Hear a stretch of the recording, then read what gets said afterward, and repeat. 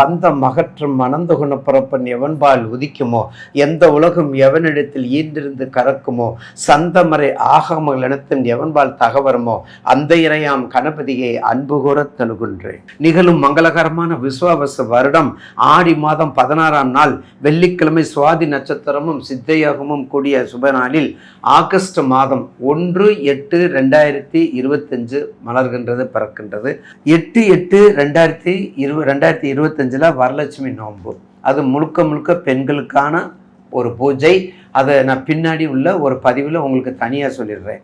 அதுக்கடுத்து 12/8 மகா சங்கட சதுர்த்தி. அதான் மகா சங்கட சதுர்த்திங்கிறது இந்த 11 மாதத்தில் நம்ம விநாயகப் பெருமானை போய் கும்பிடாட்டியும், தேங்காய் உடைக்காட்டியும், கற்பூரை ஏற்றாட்டியும், தோப்புக்கரணம் போடாட்டியும், இந்த வரக்கூடிய ஆடியில் வரக்கூடிய மகா சங்கடகர சதுர்த்தியில் போய் ஒரு முறையாவது 7 சுற்றி 7 வாழைப்பழம் கட்டி போட்டு 7 கலச சம்பு தண்ணி ஊற்றி 7 தீபம் தேங்காய் நிலை வேற்றி அவரை அருகம்புல் மாலையை சாத்தி அவரை பிரார்த்தனை பண்ணி கொண்டால் உங்கள் வீட்டில் என்னென்ன தடை இருக்குதோ அந்த தடையெல்லாம் முற்றிலும் நீங்கும் என்பது பெரியவர்களுடைய வாக்கு, ஐதீகம். அடுத்து நாம் காண இருப்பது 12 ராசிக்குரிய இந்த 1/8/2025 ஆங்கில மாதத்திற்குரிய 12 ராசிக்குரிய பலனை பற்றி தொகுத்து வழங்க உள்ளோம். அடுத்து நாம் காண இருப்பது துலாம் ராசி. இந்த துலாம் ராசியவே கால புருஷனுக்கு 7ஆம் இடத்துல வச்சுருக்காங்க. ஏற்கனவே நான் பலமுறை சொல்லியிருக்கிறேன், 7னுடைய மதிப்பை பற்றி சொல்லியிருக்கிறோம். இப்போ கூட முதல் ராசியோட சொல்லிக்கிட்டே வந்திருக்கிறோம். அப்போ 7ங்கிறது சமசப்தம ராசி. 7 உலகம், 7 பிறவி, 7 உலகம் இல்லைங்களா? அப்போ 7 கங்கை, 7னுடைய தீர்த்தம் அப்படிலாம் இருக்கும்போது துலாம் ராசிக்கு ஒரு சிறப்பு என்னன்னா, தனுசுக்கும் துலாமுக்கும் ஒரு ரிலேட்டடாக இருக்கும். என்ன ரிலேட்டடாக இருக்கும்? அழகாய் பல வார்த்தைகள் பேசினாலும் அன்பாய் பேசுங்கள்.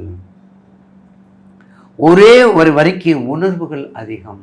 ஒரு வரி மட்டும் பேசுங்க, அதுக்கு உணர்வு அதிகம். கோபம் கேடயமாக இருக்க வேண்டும், ஒருபோதும் ஆயுதமாக இருக்கக்கூடாது.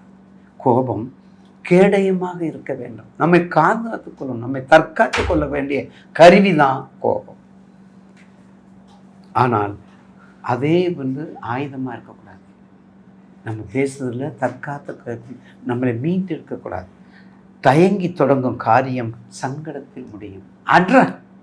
சொல்கிறாங்கல்ல, நான் பார்த்துக்கிறேன் அப்படின்னு சொல்கிறாங்கல்ல, அந்த மாதிரி நான் பார்த்துக்கிறேன். அப்போ தயங்குன்னு என்ன ஆகும்? தடையாக தான் போய்கிட்டு இருக்கோம். அதுக்கு தான் first impression due to best impression. முதல் கோணம் முற்றும் கோணம். அப்போ பறக்க வேண்டும் என்று முடிவெடுத்து விட்டால் முதலில் உங்கள் துமையை தூக்கி எறிங்கள். துலாம் ராசி அன்பு, பாசம், நேசம், தனக்குரிய தனி வழி. வழி தனி வழி. இதுக்கு துலாம் ஒரு பேர். நீதி, நேர்மை, நீதிமான். அங்கே இருக்கு நீதிமான். உங்கள் ராசிக்கு தான் 1ஆம் தேதி வர்றாரு. ஆகஸ்ட் 1ஆம் தேதி உங்கள் ராசிக்கு தான் வர்றாரு. அப்போ சுவாதியில் வர்றாரு. பாருங்க. சுவாதி சனீஸ்வருடைய நட்சத்திரம். சுவாதி சனீஸ்வருடைய நட்சத்திரம் மட்டுமில்ல, அவரை வழிபடக்கூடிய சக்கரத்தாளுடைய நட்சத்திரம். சுவாதி சாதாரண 20 நட்சத்திரத்தில் சுவாதிக்கு காக்குறாங்கல்ல, பொருத்தம் பார்க்கும்போது சுவாதியா எல்லாத்துக்கும் பொருத்தம்டா எடுறா அப்படிங்கிறாங்கல்ல.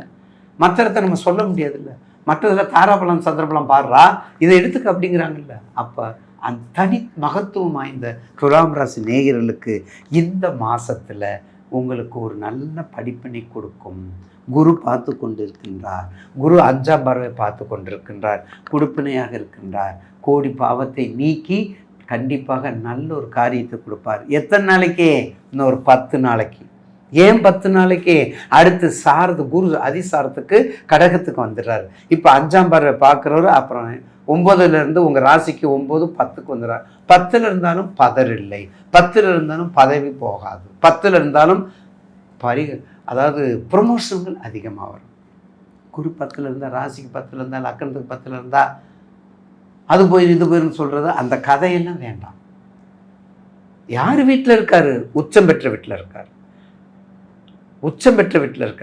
பார்த்தீங்களா? அப்போ உச்சம் பெற்ற வீட்டில் இருக்கும்போது எப்படி இருக்கணும்? ஏற்கனவே சனி என்ன பண்ணுறாரு? சனி பாருங்கள் உச்சம் பெற்ற வீடு, துலாம் உச்சம் பெற்ற வீடு. அப்படி இருக்கும்போது நிச்சயமாக குரு உச்சம் பெற்றாலும் அந்த உச்சகத்துக்குரிய பாவகத்தன்மை கொடுத்து தான் ஆகணும்.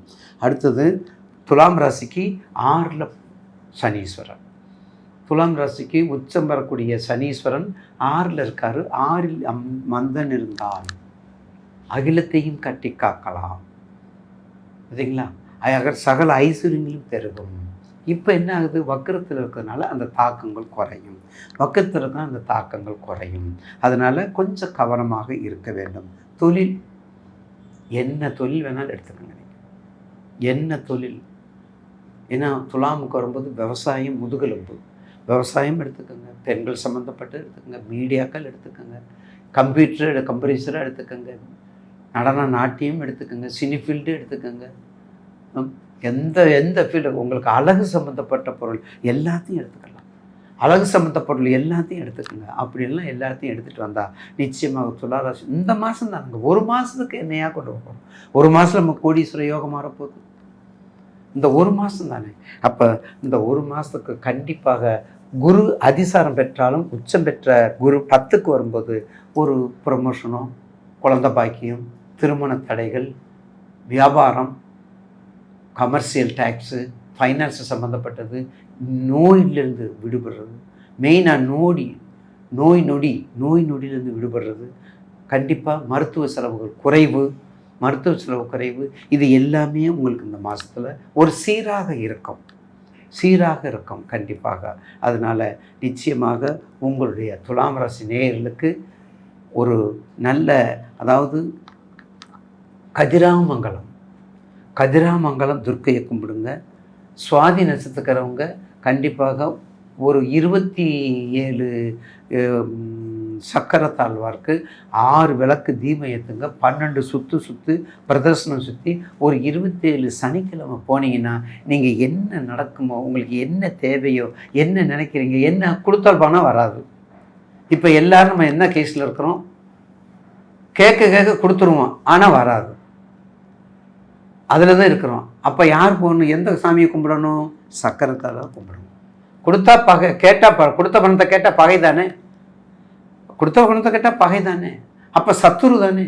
அப்போ சத்துருக்களை நீக்கிறதுக்கு 108 ஏலக்காய் போட்டு சக்கரத்தால் நீங்கள் வழிபட்டால், அடுத்த முருகப்பெருமான் சத்துரு சங்காரம், அதாவது சத்துரு சம்கார பூஜை அல்லது சுப்பிரமணியருக்கு அஷ்டகத்தை படிங்க. சுப்பிரமணிய அஷ்டகம் மிகப்பெரிய அஷ்டகம். அந்த அட்டகம் தான். அட்டகம்னு என்ன? தீமையை விளக்குவது. அட்டகம்னு என்ன? தீமையை தடுப்பது. நம்மகிட்ட வராது. கொடுத்தவனும் நல்லா இருக்கணும், நம்மகிட்ட பணம் வாங்கணும் நல்லா இருக்கணும். நல்லா இருந்தால் நம்மகிட்ட கொடுப்பான், அவனும் நல்லா இருக்கணும், நம்மளும் நல்லா இருக்கணும். அப்படி வேண்டிக்கிட்டு கண்டிப்பாக இருங்கள். வெற்றி இந்த மாதம் உங்களுக்கு கண்டிப்பாக வெற்றி படிக்கட்டாக மாறும். துலாம் ராசி நேயர்கள்.